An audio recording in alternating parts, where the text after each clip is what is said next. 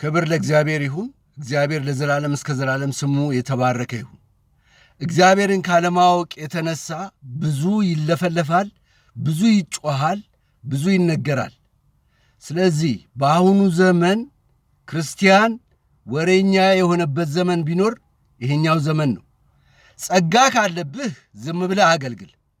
የሚነቅፍህ ይንቀፍህ፣ የሚከተልህ ይከተልህ።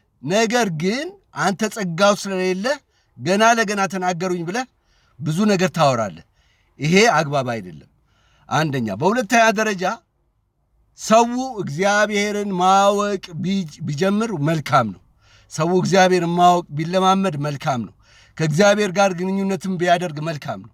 እግዚአብሔር ታላቅ ነው። እግዚአብሔር ኃያል ነው። እግዚአብሔር የሚሰማ ነው። እግዚአብሔር የሚያይ ነው። እግዚአብሔር የሚራራ ነው። እግዚአብሔር የሚፈርድ ነው። እግዚአብሔር ምሕረቱ ሰፊ የሆነ አምላክ ነው። እግዚአብሔር መጽሐፍ ቅዱስ ከተረከው በላይ ነው። ስብከት ከተሰበከው በላይ ነው። ከተማርነው ሁሉ በላይ ነው። ቃላት የሚገልጠው አምላክ አይደለም። አምላክነቱ እጅግ በጣም የሰፋ እጅግ በጣም ጠሊቅ የሆነ እጅግ በጣም ግዙፍ የሆነ ታሪክ ያለው ነው። ስለዚህ እግዚአብሔር በምድረ በዳ የሚመራ ነው። እግዚአብሔር ለተራቡ ድርጭትን የሚያዘንብ ነው። እግዚአብሔር ባህሩን የከፈለ ነው። እግዚአብሔር ታላቅ ምስጋና የሚገባው ነው። እግዚአብሔር በመከራ ሁሉ የሚራራ አምላክ ነው። እግዚአብሔር ምሕረትን አድራጊ ነው። የምሕረቱ ልኬታ ደግሞ እጅግ ታላቅ ነው።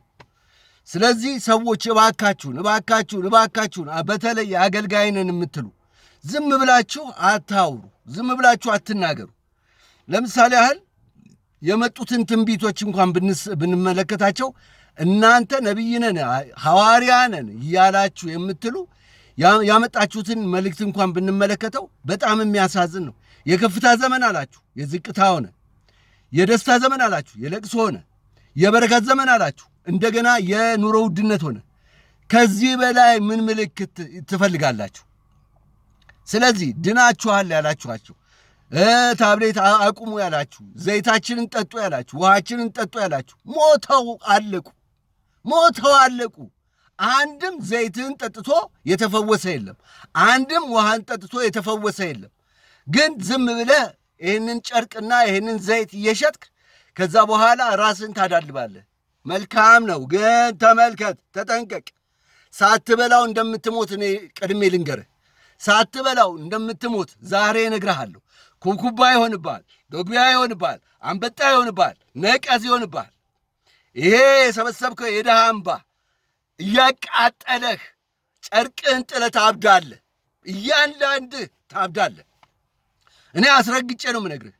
መናገር አልፈልግም ነበር፣ ግን አሁን የተደረገው ነገር ልናገር አስገድዶኛል። ስለዚህ እረፍ። ነቢይ አይደለህም። ነቢይ ይሄ አይደለም። ነቢይ ሶሉሽን ፈጣሪ ነው። ነቢይ ቀንበር ሰባሪ ነው። ነቢይ ከእግዚአብሔር አፍ ተረድቶ ትክክለኛውን መፍትሄ የሚያመጣ ነው። ሐዋርያም ደግሞ አይደለህም።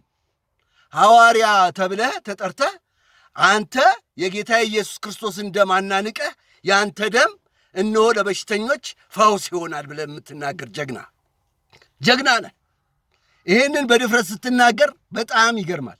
እንኳን ያንተ ደም ቀርቶ የሐዋርያው ጳውሎስ ደም በሽተኛን አያድንም። አልተጻፈም፣ አልተነገረንም፣ እንደዛ አልተማርንም፣ አላወቅንም፣ አልተሰበክንም። ስለዚህ ከደም ሁሉ የሚበልጠው የኢየሱስ ክርስቶስ ክብር ስም ነው። ስሙ ያድናል። ስሙ ሽባ ይተረትራል። ስሙ እውር ያበራል። ስሙ ከአልጋ ቁራኛ ነፃ ያወጣል። ይህንን አውቃለሁ፣ በዘመኔም አውቃለሁ። አንድም ሁለቴም ቢሆን በእኔ ተላልፎ ሰዎች ተፈውሰዋል። ይህን የተፈወሱት ከስሙ ታላቅነት ከስሙ ኃያልነት የተነሳ ነው።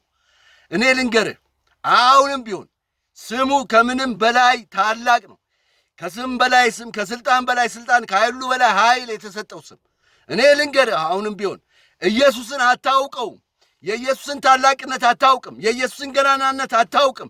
የኢየሱስን ኃያልነት አታውቅም። የኢየሱስን ታምር አታውቅም። በተጨነቁ ጊዜ፣ ተስፋ በቆረጡ ጊዜ፣ ውጪ ጥርስ መፋጨት በሆነ ጊዜ፣ ቤት ዘግተው እኮ ነው፣ ቤት ዘግተው ግራ በገባቸው ጊዜ በተዘጋ ቤት ውስጥ ገብቶ ሰላም ለእናንተ ይሁን ያለ አምላክ ነው። እንዲህ አይነት ታላቅ አምላክ ነው ኢየሱስ ማለት። ዝም ብሎ የሚነገር ነገር አይደለም።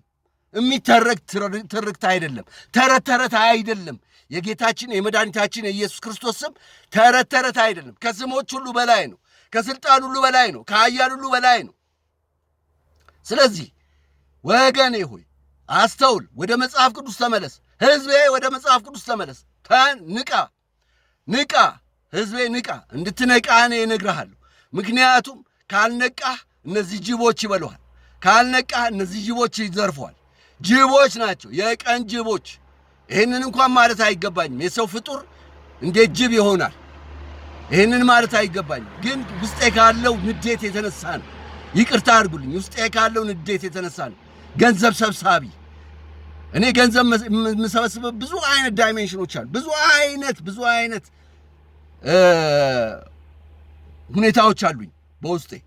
ነገር ግን ለገንዘብ አልተጠራሁም። እኔ የተጠራው ለቅዱሱ ለእውነተኛው ወንጌል ነው። ምንም እንኳን ኃጢአት ብሆን አልዋሽም፣ አልቀጥፍም፣ በእግዚአብሔር ስም አልነግድም።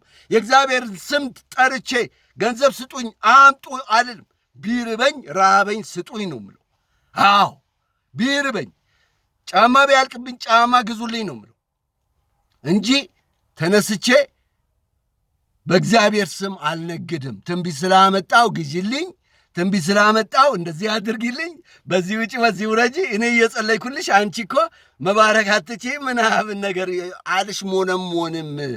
አልሽሞነሞንም። የእግዚአብሔር ቃል የጸና ግንብ ነው፣ ጻድቅ ሮጦ ወደ እርሱ ከፍ ከፍ ይላል ተብሎ ተጽፏል። ስለዚህ ወደ እርሱ ነው የምሮጠው። ችግሬን ለእርሱ ነው የምናገረው። ወገኖች ሆይ እባካችሁን አድምጡኝ።